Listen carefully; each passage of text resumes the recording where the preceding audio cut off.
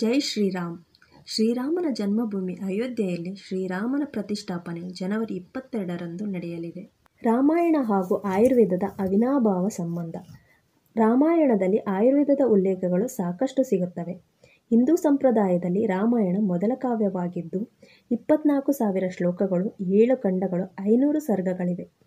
ಅತ್ಯಂತ ಪ್ರಾಚೀನ ವೈದ್ಯಕೀಯ ವ್ಯವಸ್ಥೆ ಆಯುರ್ವೇದ ಈ ಪ್ರಾಚೀನ ಮಹಾಕಾವ್ಯ ರಾಮಾಯಣದೊಂದಿಗೆ ಸಂಬಂಧ ಹೊಂದಿದೆ ಎಂದು ಸಾಕಷ್ಟು ಕುರುಹುಗಳು ಸಿಗುತ್ತವೆ.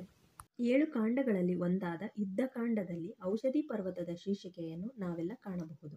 ರಾವಣನ ಸೈನ್ಯದೊಂದಿಗೆ ಯುದ್ಧದಲ್ಲಿ ಲಕ್ಷ್ಮಣನು ಮಾರಣಾಂತಿಕ ಆಯುಧದಿಂದ ಗಾಯಗೊಂಡಾಗ ವೈದ್ಯರು ಹನುಮಂತನಿಗೆ ಹಿಮಾಲಯದಿಂದ ಸಂಜೀವಿನಿ ಎಂಬ ಮೂಲಿಕೆಯನ್ನು ತರಲು ಹೇಳಿದರು. ಆಗ ಹನುಮಂತನು ನಿಖರವಾದ ಮೂಲಿಕೆಯನ್ನು ಗುರುತಿಸಲು ಸಾಧ್ಯವಾಗದೇ ಇದ್ದಾಗ ಸಂಪೂರ್ಣ ಶಿಖರವನ್ನು ಲಂಕೆಗೆ ತಂದನು. ಮೃತ ಸಂಜೀವಿನಿ ಎಂಬ ಗಿಡಮೂಲಿಕೆಯು ಮೃತರನ್ನು ಜೀವಂತಗೊಳಿಸುವುದು, ಸವರ್ಣಕರ್ಣ ಎಂಬ ಗಿಡಮೂಲಿಕೆಯು ಮೂಲ ಬಳ್ಳವನ್ನು ನೀಡುವುದು, ಸಂಧಾನಕರ್ಣ ಮುರಿತದ ಮೂಳೆಯನ್ನು ಸೇರಿಸುವುದು. 2ನೇ ಕುರುಹು ಮೃತದೇಹ ಸಂರಕ್ಷಣೆ.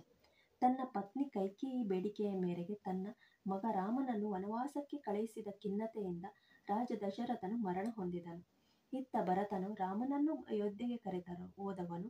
ಅವರುಗಳು ಬರುವ ತನಕ ದಶರಥನ ಮೃತದೇಹವನ್ನು ತೈಲದ್ರೋಣಿ ಅಥವಾ ಎಣ್ಣೆಯ ತೊಟ್ಟಿಯಲ್ಲಿ ಸಂರಕ್ಷಿಸಲಾಗಿದೆ ಎಂದು ತಿಳಿಯಬಹುದು. ಮೃತದೇಹವನ್ನು ಸಂರಕ್ಷಿಸುವ ಜ್ಞಾನವು ಈ ಆಯುರ್ವೇದದ ಜ್ಞಾನದಿಂದಾಗಿ ಎಂದು ಸೂಚಿಸುತ್ತದೆ.